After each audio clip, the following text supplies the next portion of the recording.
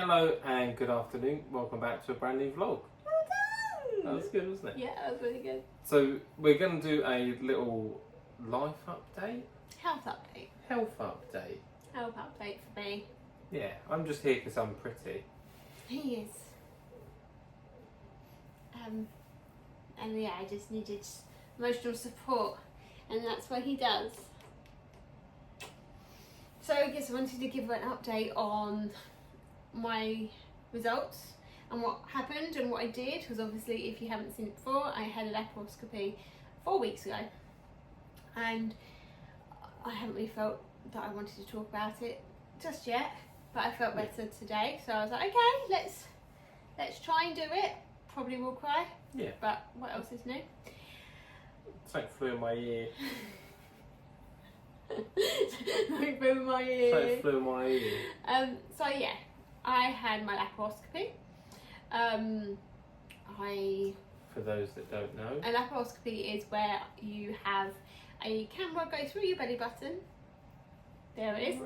And then they look around to see if he's untoward or anything like that. If they do find stuff, you get more incisions for them to take it out. So that's what happened with me. We went in to look for endometriosis. Yeah. The surgeon said to me two things. He still didn't believe me when I was there. He thought it was gastro, something to do with gastro, and if he didn't find anything, he would just refer me to that. So I was like, well, that's a great start. And then he also said to me, if I wake up and I have 2 holes, didn't find anything. If I had 4, they found something. So it was the first thing I asked when I woke up from my anaesthetic, how many holes do I have? Which was a very strange thing to ask. But I had 4, so I was like, found something. The laparoscopy itself wasn't too bad. I waited about 4.5 hours, went in at 12, went down at 4:30, came out and into the recovery about 7:30. Yeah. Eating McDonald's by 9. Yeah. High as a kite. Yeah. I can confirm. I don't remember a lot from coming out of the recovery. I remember Mum trying to feed me. They gave me loads of like cookies and a sandwich and a cup of tea and some water, and I don't think I ate any of it. I might have eaten a little bit of the sandwich. It was ham sandwich, but it had butter in it. So I remember going to Mum and got butter. Yeah, you hate a butter in a sandwich. I do. I also had what they call the anaesthetic shakes, which was not great. Charlie wasn't there. No. My mum was, and she said it was quite frightening. I don't know if anyone else gets it, but when I used to get drunk, I used to shake. Like when I got home, I shook. I think it was the alcohol. And I think it was, and that's the only way I can describe it. It was like I'd been drinking and I was hungover and I was shaking. Yeah, your mum sent me a picture Alright. of you Yeah. when you come out and you were just white. Yeah, I was white. Like whiter than white could be. Yeah. And it was horrible. Yeah. I just remember wanting to go home, Yeah. being in pain, and then I had 2 cannulas because the trainee couldn't get it in that hand, so I had it in here, and I remember they gave me an anti-sickness because I felt sick, and it was painful going through my veins, and I have trauma of my veins now. Trauma? One of my veins here is bruised, and it's gone down a lot, but it feels like rope, and it's meant to be like a trauma towards like when you flash something too quickly through it. So yeah, I remember that, and then I just remember going, I want to go home. And Mum's like, okay, and to be fair, the nurses were really quick about getting me home. I was the last one in, like I was the last one in the ward, so it was very much like get her out quickly, which was fine by me. I was fine. I had gone to the toilet, and I was just like, I want to go home. So yeah, I think about 8:30, I think he come and got me. And Mum called my dad, and you two come and got me, and I was in a wheelchair. I don't really remember that. I remember getting in a lift, but I don't remember anything else really. Don't remember getting in the car. Yeah, you wasn't too bad when we come and got you. You were high. Yeah. Like really high. Yeah. But yeah, you seemed okay. Yeah. You're just really tired. Yeah, but that was the worst. I had the worst night sleep ever. We both did. Because I hadn't drunk anything till like 11:30, like in the morning. And so when I got home, I had a big Diet Coke, I had electrolyte, I had loads to drink. And I was just going to the toilet like every hour for a wee. Yeah. And I think by the second time I woke you up to get me up, I was like, no, I can't keep waking him up. So I got up, which was fine, and I did it on my own. But every time I woke him up, I was like, what do you need? What do you need? And I think about 2 I woke him up because I needed painkillers because I woke up in pain. Yeah. And then I managed to get a few more hours sleep. But I don't really remember the first few days. Well, you didn't really do a lot the first few days. No. It was just a lot of sleep because you just weren't really sleeping during the night. No. When you were in pain, you were getting up for weeks. My belly was so big that when I went on my side, it almost felt like it was falling. And because I've got 4 incisions, that it was just so heavy. It almost felt like when I'm on my period and I can kind of shake my belly and it feels like jelly. It was that sort of stuff, so I just couldn't sleep properly. So we ordered a V-shaped pillow, which on the second day, which was the best thing I've ever bought, because you can kind of cocoon yourself in it. And if we had it on the first night, I would have slept better because I was at an angle, so I wasn't in pain. So when I get my next one, I've got one of them already. Hell yeah, I want one as well. Yeah, he wants one too. It's so comfortable. They're like I a can't really sleep firm pillow. Yeah, I can't sleep on it during the night. It's too firm for me. Whereas I love a firm pillow. But I also had it wrapped round my tummy and around my legs, so it kind of rested on my belly. So I would get one, even get like a full body one that you can manipulate into you. I think that would be really good as well. That'd be comfortable. I'd like one of them. Yeah, and unfortunately it's called a pregnancy pillow. Bad name. I know, it's a bad name. Shouldn't call them things when you need them and you can't have kids. So consider it. Yeah. So yeah, I walked on the second day. Yeah, we did laps of the garden. We did laps of the garden. I went in on a Wednesday, and by the Friday I was up and about, and then the weekend I was like, I need to do laps of the garden. I need to get out of here. Okay, fine. So we did. We'd go out for our laps. Yeah, we did our laps. And there's lots of resting, which I'm not great at. No, you're not. You're not particularly great at doing nothing. But I'm getting better. You did for the first few days. There was a few days where you did too much. Like you'd try and potter in the garden, or can't do that. You'd try and do the washing up and stuff. Couldn't do that. Couldn't do any of it. Couldn't make the bed. Nope. Nothing. Nope. No, it's okay. And there's still things I can't do now. We're 4 weeks in. But you were amazing. Thank you. You were such a support. So thank you. Okay. And then I went back to work after 12 days. Yeah. How did that go? Wasn't too bad. I would come home and you would be shattered. I mean, yeah, obviously that's going to happen. My body's healing and I'm walking. But I needed to get out. I get really bad cabin fever.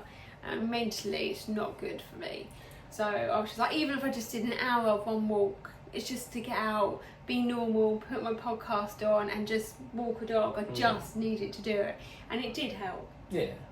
I would come home and sleep for the rest of the day, but I didn't care being out. So yeah, I'm better now. 4 weeks and still got my dissolvable stitches that aren't dissolvable.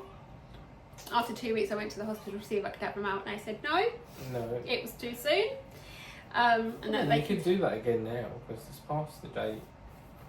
Yeah, but this one's still got a scab. So they're not quite ready yet, are they? They did say it could take up to 12 weeks for fully recovered, which is really annoying. It's a long time. Yeah. But what they did was quite invasive. Is that 12 weeks of the stitches to come out? Yeah. And heal inside. Oh, okay. All of it. And then a week after that I had my period, which was horrendous. That was bad. That was the worst one I've had in years. Yeah. because touch wood, they aren't that bad. I mean, painfully, yes. So I probably spend 2 days probably in extreme pain. Yeah. And the fatigue, but yeah, this was not pleasant. No. Even just like the amount I lost, everything was just horrendous. Yeah, it was sort of so I'm not very gonna, heavy. yeah, very... I'm not going to sugarcoat that. The first period after a laparoscopy is not the one, and be kind to yourself and stay in bed if you can. With lots of ice cream. Yeah, whatever is your favourite, stay in. And then I get a letter, a three sentence letter from the hospital telling me what they'd done, with no explanation of what they'd done, nothing at all. No. So I used ChatGPT. In doctor terms as well. Yeah, massive So it words, wasn't- no idea. It wasn't patient friendly. No. You didn't pick it up and go, okay, No. they made 4 incisions and blah blah blah. No. It was like all technical words that mean absolutely nothing to anyone but a doctor. Yeah. And actually, we're going to get my iPad because it's on Okay. my iPad where it says. It's Wimbledon week. It's Wimbledon, my favourite time of the year. I've loved it. Loved it so much. I'm getting slowly into it. It's what happened with Formula 1 as well. Oh no, I'm not going to be into it that much. Drama there as well. Yeah, loads going on there. Right. And Oh, new obsession. so while Charlotte finds the letter, she was really kind enough to buy me a Lego Formula 1 card, so thank you so much for looking after her while she was poorly. And the addiction's sort of grown bigger and bigger and bigger. And now we have 5. Yeah, we have 5 of them. So it's only 5 more to get. Yes, it is. Right, so I asked ChatGPT, I took a picture of the letter and said, can you tell me what this means in the simplest of words? So I don't know, I can't say the big words, but I will put them on the screen, but these are the meanings of this. Okay, so the first thing, what they found, these are signs of old bleeding, likely from endometriosis tissue, bleeding in places it shouldn't be, common to endometriosis. In this letter, they never told me I had endometriosis. This is just what they stated the fact. And then they found nodules, and these are areas of scar-like tissue which often develop in response to chronic inflammation or bleeding, again consistent with endometriosis.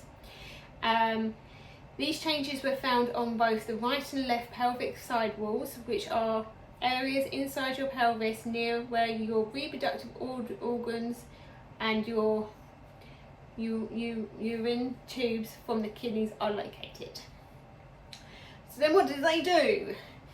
They performed a very big word that I'm going to put on the screen, which means they surgically freed the tubes from the surrounding fibrotic tissue. This is done to prevent or reveal compressions of the tubes around my bladder, which can occur in advanced endometriosis. That's what they've done. And I asked what was like the meaning. All the findings are very typical signs of endometriosis, especially more advanced or long-standing cases. The bleeding, scarring can cause chronic pain and affect nearby organs like my bladder. So I was like, well, that means I've got endometriosis. They also took biopsies of the nodules to determine if it was cancer, endometriosis, whatever. So yeah, I had to find out because no one else was going to tell me, and I think that's really bad. I know the NHS is really overrun and it's hasn't got enough doctors or nurses, but I think you should have a follow-up in a week's time, because I didn't know, or in 2 weeks' time, I didn't know if my stitches were infected, and I was quite worried. We went to Liverpool, which you've already seen, but I thought they might be infected. I phoned my doctors, had a 2-week wait, and they said, we'll go to hospital. Now where our hospital is, you go to A&E, they kind of triage you there, and then they'll send you to different departments, and they've got a GP or nurse practitioner on site. Waited 2.5 hours, she was lovely, said no, everything's absolutely fine, just snipped away a little bit of it because it was rubbing on my clothes, and sent me off away. But that's what you need. after 2 weeks, if you're worried about something, you should be able to go and get, like, have a follow-up and then tell you what they did. And the surgeon didn't even come and see me when I came out of my operation. I mean, I was high as a kite, and I don't understand why they tell you all the information when you're high. Yeah. So yeah, I the lack of aftercare for anything, I think, is really bad. It is bad. Oh. Alright. Yeah, I was just saying, it's really bad when it's something like that that's going to be a long-standing illness, or and then to chuck in the whole, like, oh, we're going to make sure you haven't got cancer. Yeah. And then to just nothing, to just essentially ghost you, not talk to you. Yeah, Nothing for weeks until you're ringing up going, my stitches stop. What's going on with my stitches? Yeah. All that information they could have said, oh, stitches may take this to this. Yeah, I would even like send pictures to them so they could see, which I did to AI, and he told me what they were. I was like, that's all you need. Yeah. You can get an AI to do it for you these days, which is frightening, but handy. Yeah. But yeah, so I wasn't best pleased. And then last week I got my letter to say that I have endometriosis. I was like, no way, really? No. I'm gonna swear then. Do I? Yeah. So definitely have it. Sherlock. No. Potentially stage 4 to 5, which is the worst, which is great. But again, the letter was very matter of fact of your biopsy results are back and does determine that you have endometriosis. I will see you in my clinic in 3 months. That was it. Yeah. I was like, no, I'm not happy with that. Yeah. The surgeon who did my surgery is not a specialist. He has a special interest in endometriosis, which is very different in my eyes to actually being a specialist. Oh yeah, because if I said to you, I'm a specialist in astrology, or astronomy, and then going, oh, I have an interest in space. Yeah, it might me saying my special interest is Formula 1, but that makes me an expert. I mean, I'm pretty good at it, but you know what I mean. I really like the Formula 1 opposed to I'm a Formula 1 driver. Yeah. Like, it's quite a big difference. Brad Pitt, Sharon Clare. Which one's the good one in that scenario? Aww. But you know what I mean? Like, Brad Pitt is a special interest for the Formula 1 movie. Yeah. Charles is a driver. It's the same thing. I'd probably argue that Brad Pitt's a little bit better than Charles. Leave him alone. Especially that flower. Anyway. So there was obviously a mixed feeling of, for 17 years I've been in pain and everyone's gaslighted me and everyone's told me it's in my head and wouldn't do anything until 4 months ago. Yeah. Which is infuriating. Yeah, it's not the great. rage that I have, the bursts of rage that I have, and how upset I get. It's really sad. It is. Oh. You're okay. You're okay. It's alright. You can be sad.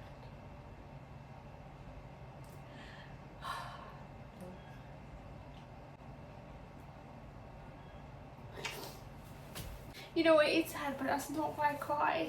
It's I frustration. cried, I'm so frustrated that I spent my whole adult life in pain and will for the rest of my life be in pain. But at least now it's validated. It's validated in my mind that it wasn't just me, it wasn't just all in my head, it was actually growing and growing around my organs, and I had to go to the toilet every 10 minutes. Now I know why. Since having the operation, it has got a little better. Not great. Yeah. And I've also lost weight. So, because if there's stuff like around your bladder and things like that, and your kidneys, it can affect your insulin. And your insulin turns to fat instead of flushing through. So that could have it. Yeah, I know, I learned that. Well, you learning stuff. Oh yeah, I've done all the research. I need to have a blood test, so I need to have that. I will have it private, but yeah. Yeah. So yeah, there's lots of reasons why I put on 1.5 stone in weight in a year, because it could be because of this, because I I'm so active and I look after myself and I don't eat lots of crap. Yeah. So I couldn't understand why I was putting so much weight on. Now I have an answer. Yeah. And now I've lost a bit of weight, which is nice. So yeah, I'm just really raging. And I'll be fine all day. And then all of a sudden I will just cry. Like, for a reason, but it comes out of nowhere. It's almost like grief again. Yeah. I think it is in a way. And a lack of control. I think that's what you struggle with. It's what I struggled with fertility. It's the same thing. Yeah. It's the same thing because you've got no control.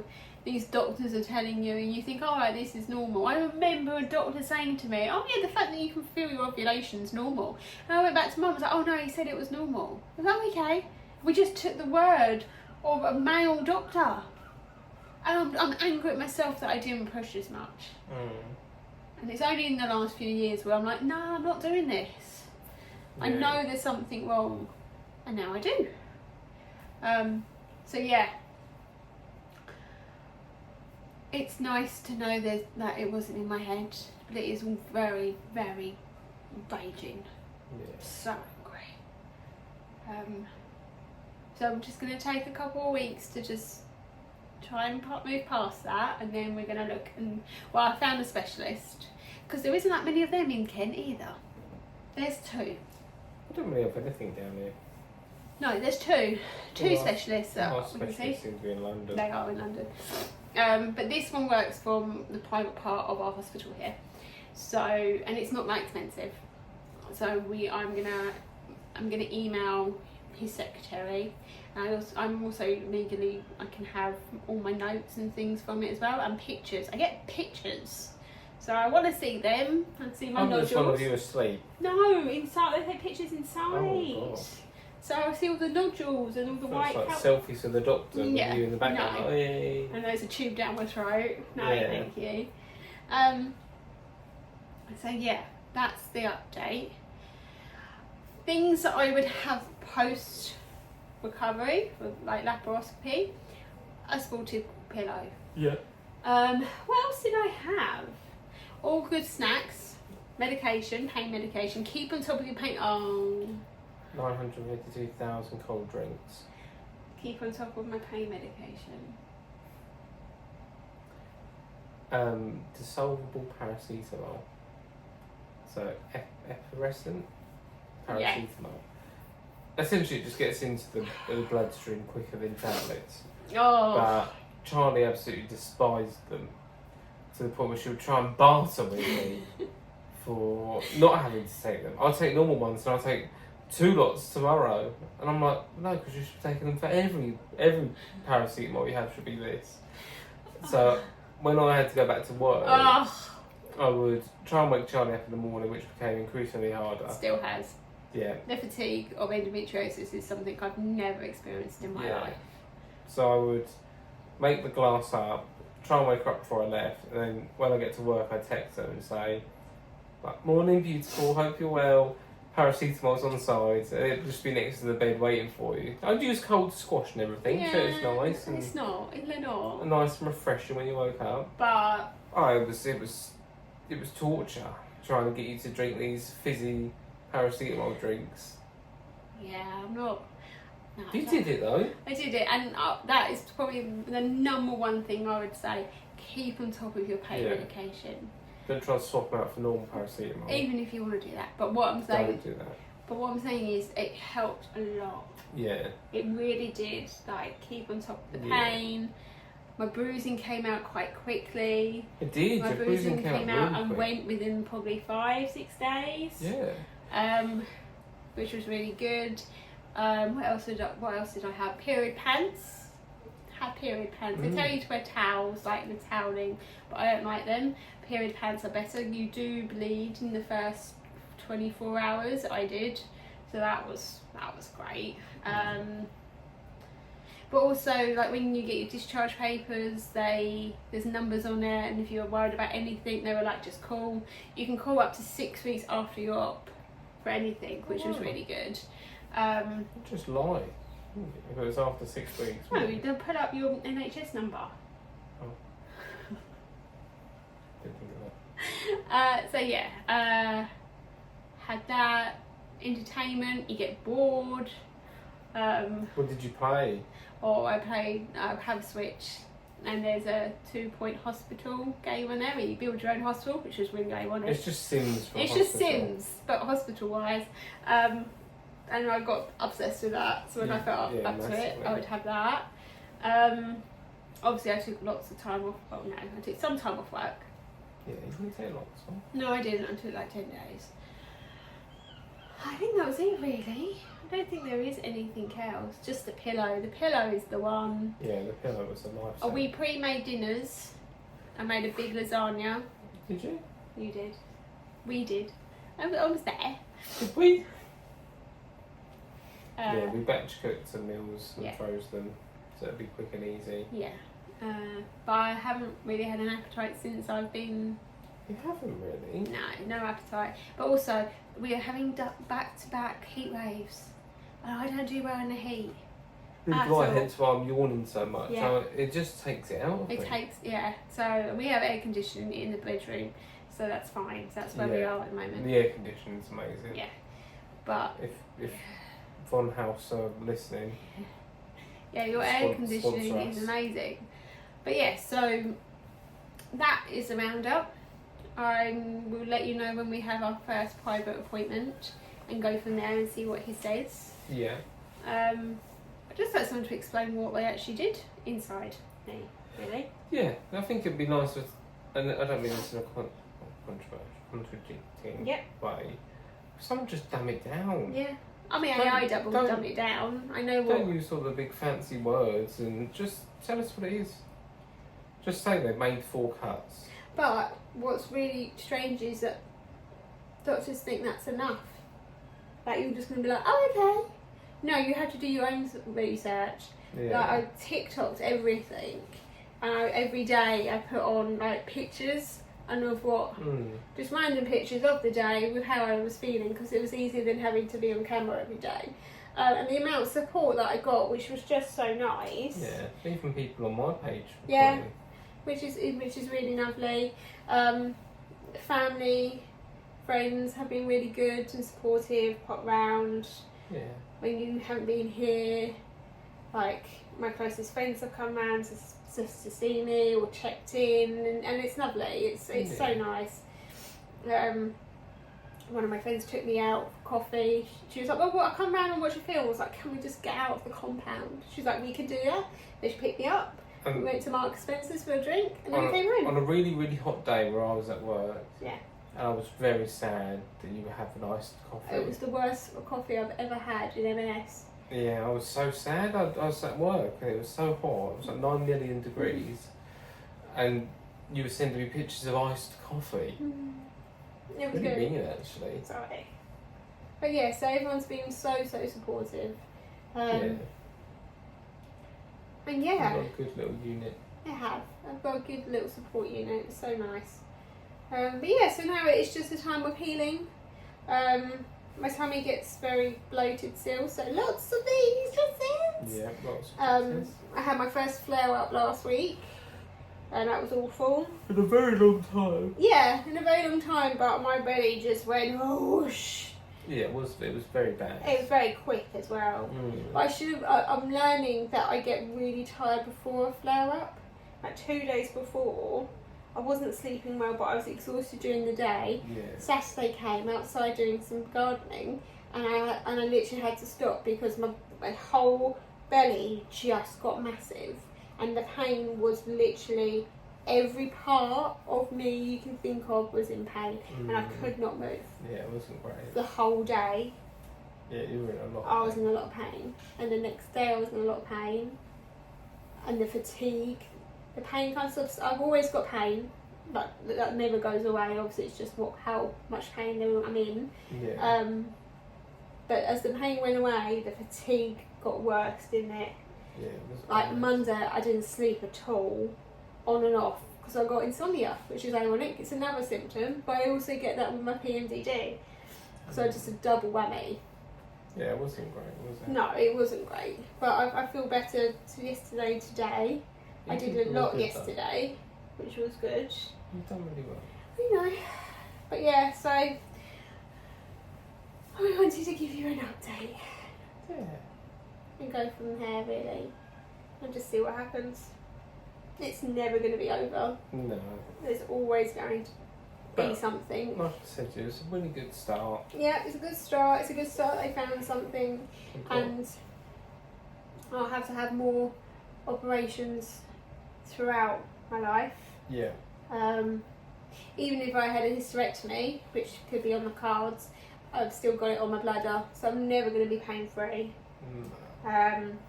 And obviously I have to go into menopause early. So all those things aren't great, but I would like to talk to the doctor about them and see what they say. Yeah, I think that's the best idea. So yeah, that's it really. Migraines are alright though. Got stabbed in the head on the same day that I did my Don't jinx that. of my laparoscopy. I used to up in the morning and got my injections in my head, Yeah. and then an hour got home. I had an hour between that and having to go to the hospital, and then I had to keep saying to them.